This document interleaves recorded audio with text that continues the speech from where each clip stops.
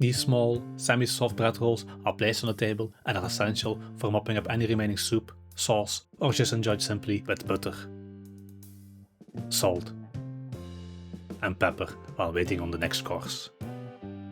Let's dive into how to make them.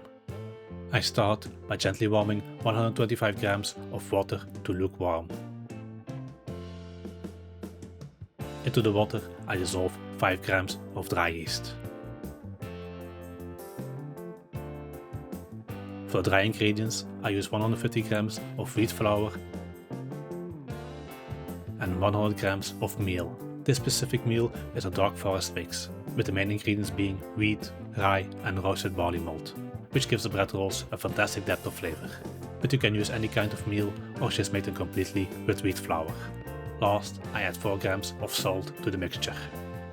Most of the time I use my stand mixer to create a dough. But you do not need one. While a stand mixer is easy, you can make any dough by hand. Let me show you. I place a flour and meal mix onto the table and create a well in the middle. Into this well I pour some of the lukewarm water and yeast mixture.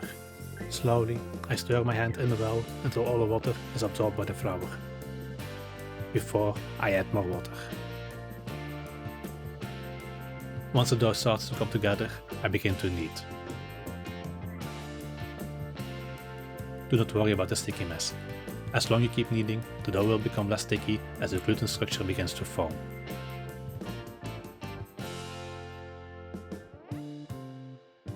Once the dough is somewhat formed, I incorporate 8 grams of soft butter. This will result again in a sticky mess, but just keep kneading until all the butter is incorporated and the gluten structure is fully formed. Last, I add 40 grams of pumpkin seeds for extra texture, and the nutty sweet flavor of the seeds goes great with the rolls.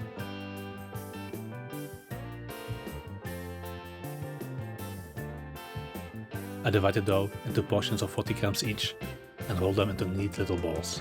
Using my thumb and pinky, I stretch the dough surface, creating tension. This tension will help the dough rise and bake evenly.